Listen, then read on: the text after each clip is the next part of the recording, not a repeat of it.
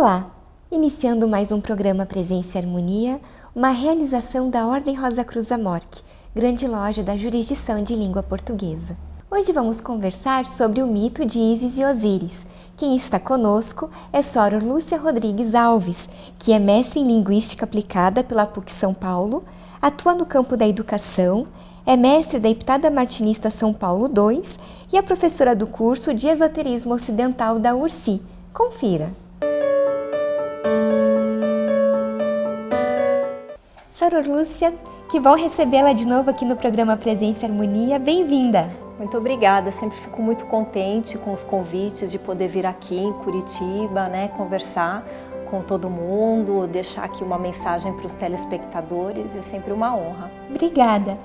Soror, a gente já ouviu falar bastante sobre os deuses egípcios Ísis, Osíris, mas qual é a principal história que envolve esses dois personagens?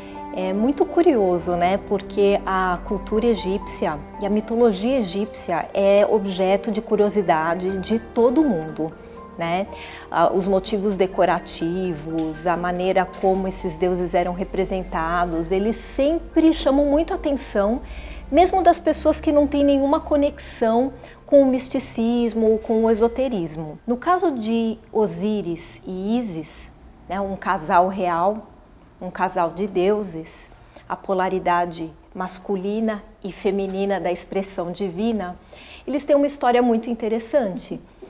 Eles são uns dos primeiros deuses na mitologia egípcia e Osíris era o faraó, Ele dominava todo o Egito ao lado de sua consorte, a Ísis, e ele é assassinado pelo seu irmão, por Sete. E aí é o primeiro caso que é muito interessante, porque essa história de um irmão que assassina o outro irmão, que a gente acha que é algo restrito à história de Caim e Abel, da tradição judaico-cristã, a gente começa a observar que isso aparece em inúmeras tradições, Parece que de alguma maneira a gente tem alguma referência de um grande drama inicial, de um grande primeiro conflito, E esse conflito se dá justamente no ambiente da dualidade, porque ele normalmente ocorre nessa situação entre dois irmãos. E quando Osíris é assassinado por Sete, Sete assume o trono, Ele passa a dominar o Egito e Osíris, para que Sete tivesse certeza que Osíris jamais retornaria à vida, em um ponto da história, Sete corta o corpo de Osíris em vários pedaços e vai jogando esses restos mortais em todos os cantos da face da terra. E é como se tudo se perdesse nesse momento. Toda a esperança, toda a nossa lembrança desse Deus original que dominava bem, que era um bom governante no Egito. Ísis, que é a sua esposa, ou seja, ela é um dos lados desta manifestação divina, ela sai numa jornada para recolher os vários pedaços. E ela junta todos os pedaços do corpo de Osíris. E se vocês, depois a gente pede para colocar a primeira imagem, que mostra uma figura que a gente sempre vê por aí, que é essa imagem desse Osíris todo branquinho e da Ísis ao seu lado. Porque aí é que tem o processo mágico. Ela pega todos os pedaços do corpo de Osíris e, para juntar esses pedaços, ela passa um pano, uma faixa branca, e vai enrolando todos os pedaços, reunindo tudo de volta, aquilo que era disperso e sem coerência e sem adesão, ela traz de volta. E o Osíris se torna a primeira múmia. Então, percebam quanto essa história do primeiro Deus mumificado depois vai trazer todo um rescaldo cultural dos processos de mumificação no próprio Egito. E como foi esse processo de mumificação e a transformação de Osíris? Essa é a coisa mais bacana, sabe? E que assim é muito mágica dentro dessa história. Porque eu trouxe também uma outra imagem que traz duas facetas de Osíris. Uma é ele antes de ter sido assassinado por Sete. A outra é dele depois que ele foi mumificado e que ele ressurge, ele renasce a partir de toda a magia ritualística que a Ísis provoca ali na mumificação do corpo de Osíris.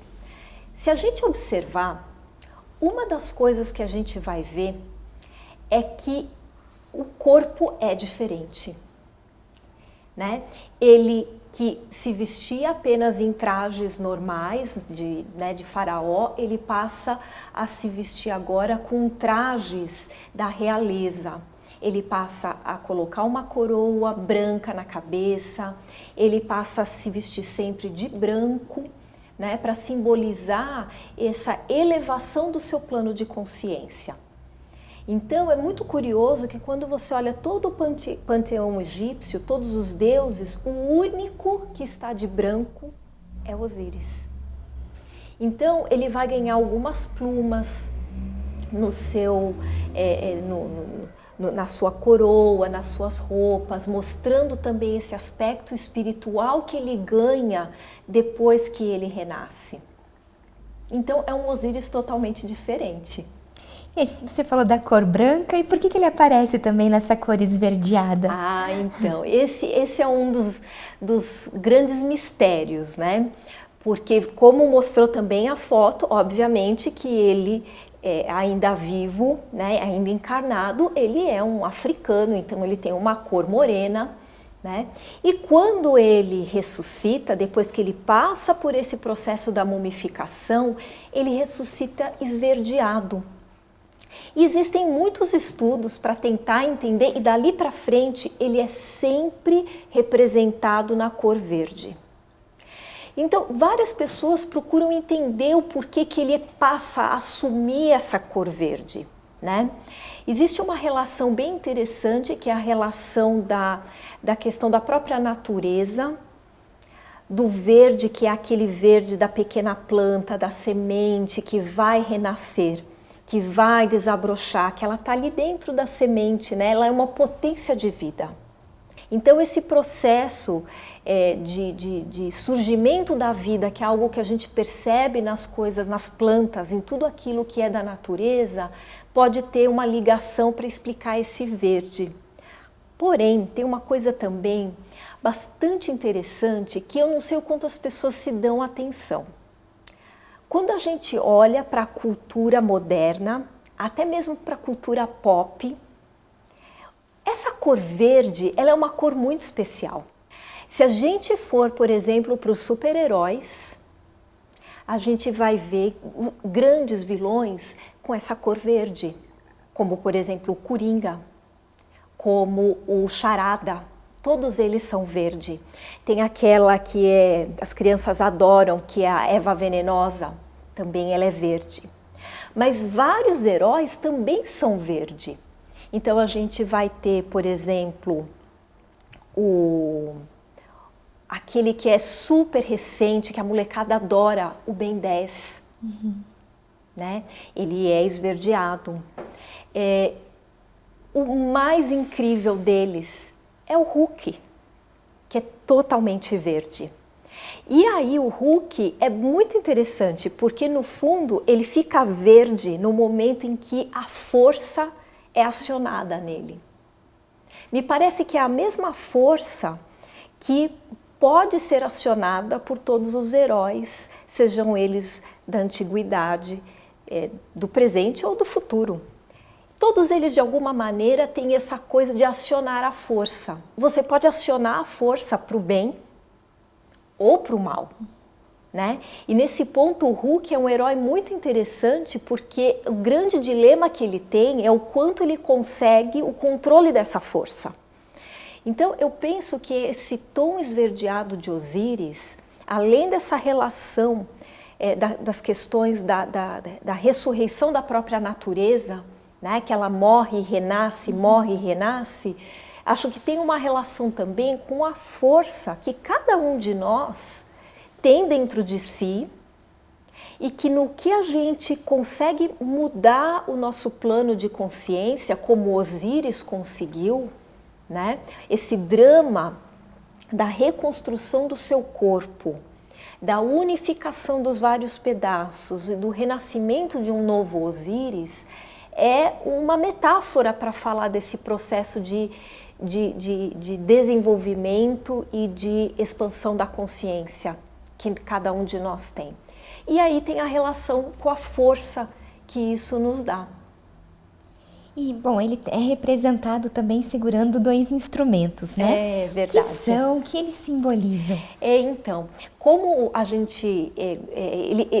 desde que Osíris passa pelo processo de renascimento, algumas marcas são constantes.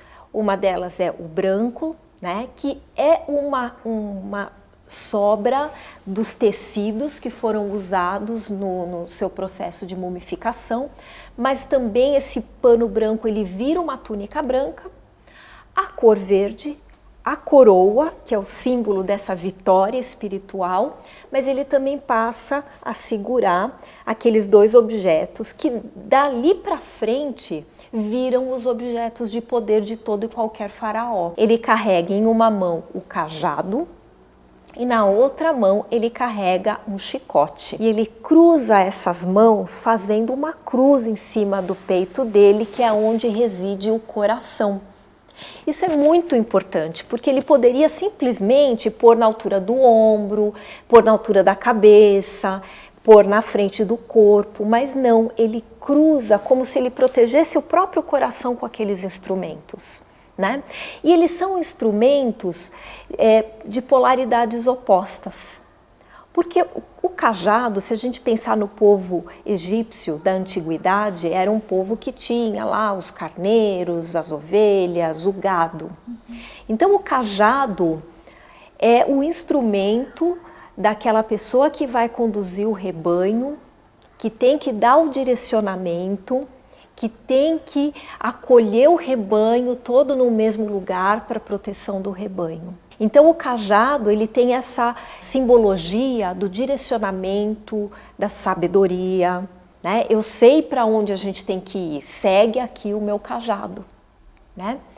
Agora, o chicote também usado, né, por quem está cuidando de rebanhos, ele é o instrumento de firmeza, de rigor, de quase punição para aquela ovelhinha ou para aquela parte do rebanho que quer sair do caminho correto. Então, no fundo, quando ele ele segura esses 2 instrumentos, ele está mostrando princípios da vida, que a vida é um pendular entre a leveza e a dureza, entre a clemência e o rigor, entre o leve e o forte. Então, não só o faraó precisa saber usar essas forças para ser um bom faraó, mas cada um de nós precisa também usar o nosso cajado e o nosso chicote baseado com aquilo que brota do nosso coração, para que aquilo seja útil na vida. E aí é que vem o simbolismo da cruz, né? Porque no que ele segura os objetos dessa forma, com os braços dele ele forma uma cruz no corpo. E se o povo egípcio ele acreditava na vida após morte, por que eles cultuavam o corpo físico, né, mumificando? Então, assim, esse é um assunto também bastante interessante, porque ele é um assunto de ordem cultural, mas também toda a cultura, toda a tradição, ela tem um ensinamento por trás, que não necessariamente é acessível a todos, né?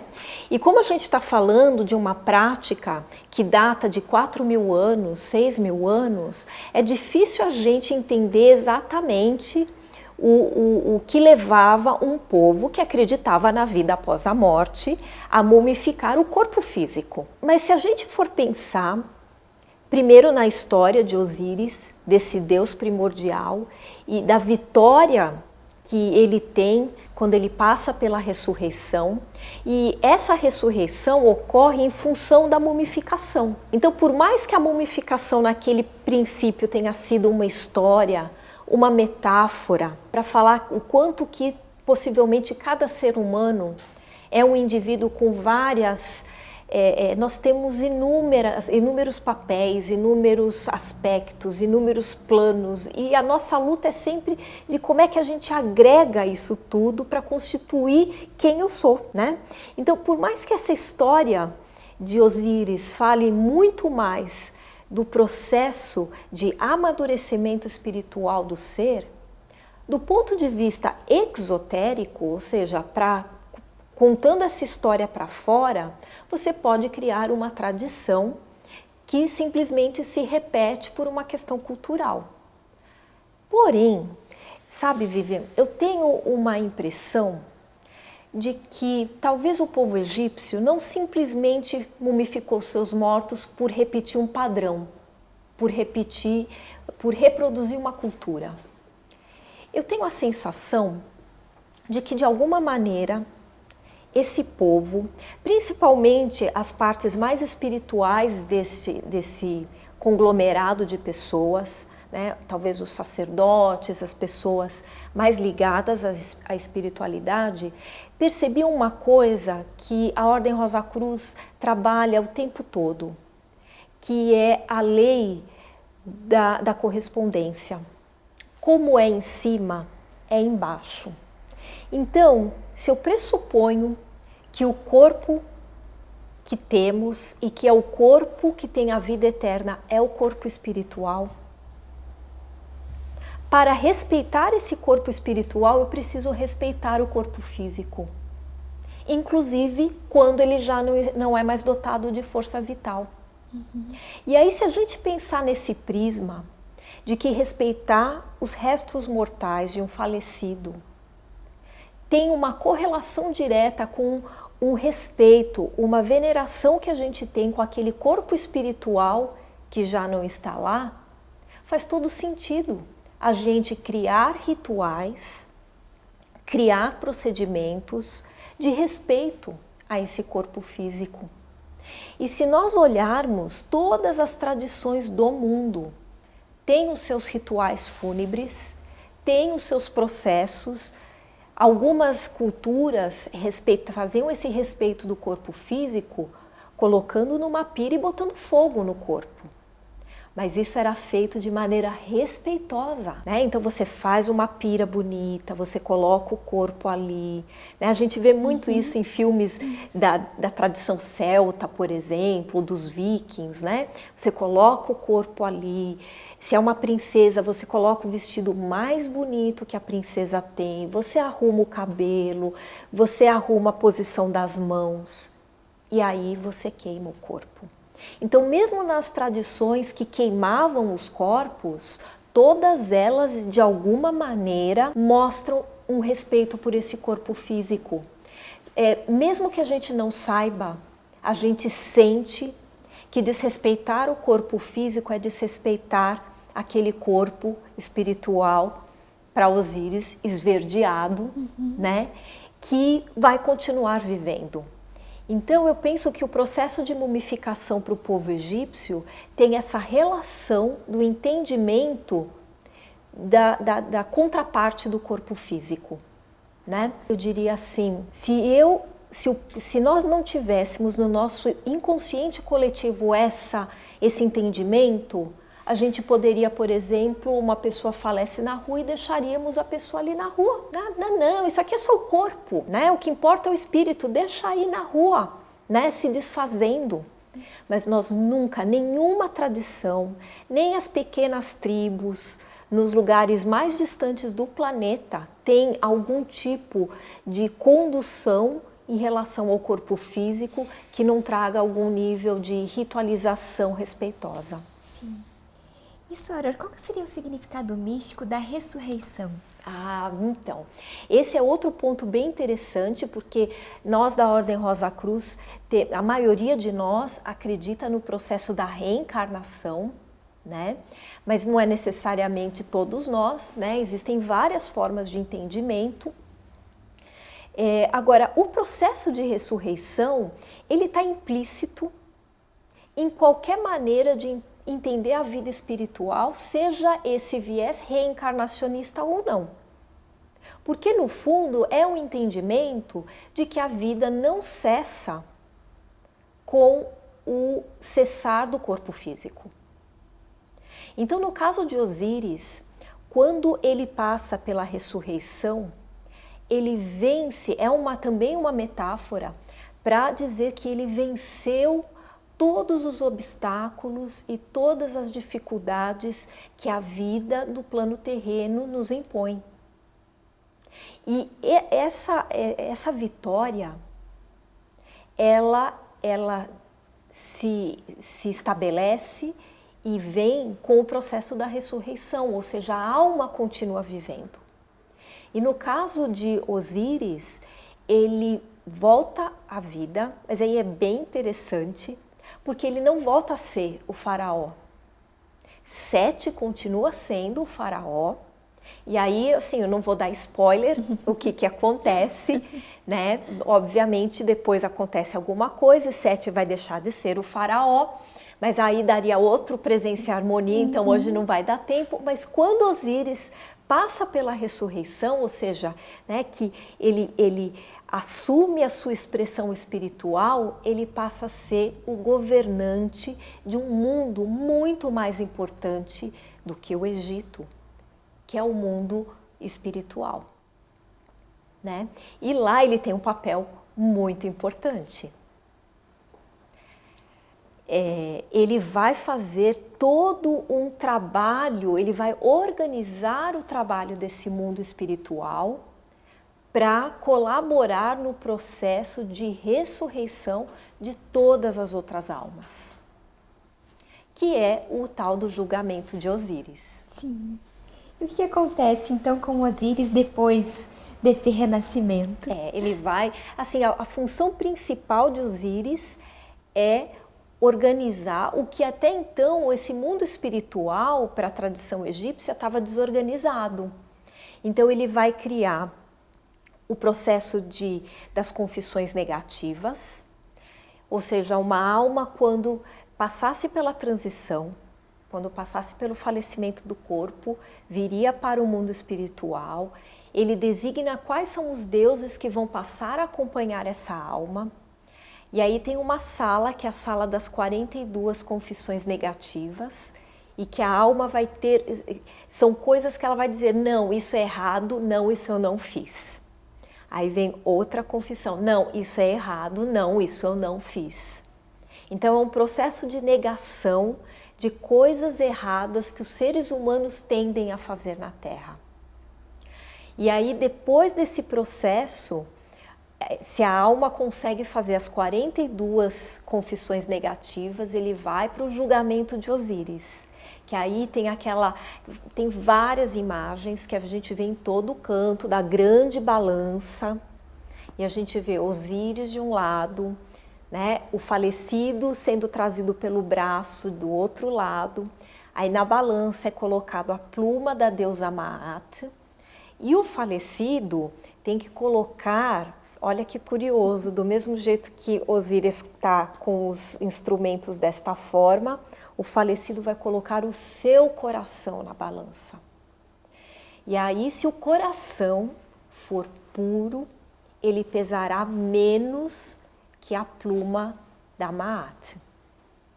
Então, esse processo do julgamento de Osíris, ele vem a explicar o quanto a alma precisa, ao longo da vida terrena, ter feito a coisa certa, né? Ter lapidado as suas virtudes, ter purificado a sua constituição interior, para dar conta das 42 confissões negativas e conseguir passar pelo julgamento de Osíris. Ou seja, ele se torna, com certeza e eternamente, o deus mais importante de toda a mitologia egípcia. Sim. E qual que é a importância dessa tradição para a Ordem Rosa Cruz? Então, nós temos uma tradição que vem do Egito, né? É óbvio que a gente tem uma linha mais ligada a Akhenaton, né? Que foi o faraó que trouxe a visão de um Deus único. Porém, é inevitável que todo esse caldo cultural que vem de toda a história milenar do Antigo Egito nos atinja, né? Então, quando a gente pensa a história de Osíris, a gente tem que pensar a nossa própria história e a história da humanidade como um todo. Então, sim, estamos aqui num mundo em que várias coisas se colocarão diante de nós, coisas que a gente vai ter que escolher entre o certo e o errado, mas não tem engano, porque em algum momento da nossa existência a gente vai ter que se confrontar conosco mesmo, com tudo aquilo que a gente conseguiu aprender e aquilo que a gente não conseguiu aprender. E se a gente quer um dia conquistar o estado de Osíris, porque Osíris nunca mais precisou voltar para o mundo dos vivos, diferentemente dos outros deuses, que estavam sempre, né, eles inclusive interferiam no mundo dos vivos. Osíris não, ele nunca mais precisou fazer esse processo de volta. E cada ser humano, eu diria até que o espírito da humanidade como um todo, está nessa busca de aprender aqui nesse plano material que nos cerca, aprender a partir de tudo aquilo que a gente lê e estuda, a partir das experiências que a gente vive, algumas maravilhosas, outras super difíceis, a conseguir aquela força interior, o verde, sabe? Aquela força que está lá dentro da gente, que a gente tem que acionar e acionar para o bem. Quando o espírito da humanidade estiver nessa circunstância, com certeza a gente, como Osíris, não precisaremos mais voltar.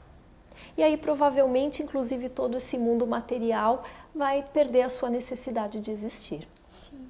Soror, muito obrigada por essa aula hoje. Imagina, eu fico à disposição, é sempre uma alegria. Muito obrigada, com certeza esperaremos, né, a sua presença aqui em outras oportunidades. Obrigada. Muito obrigada.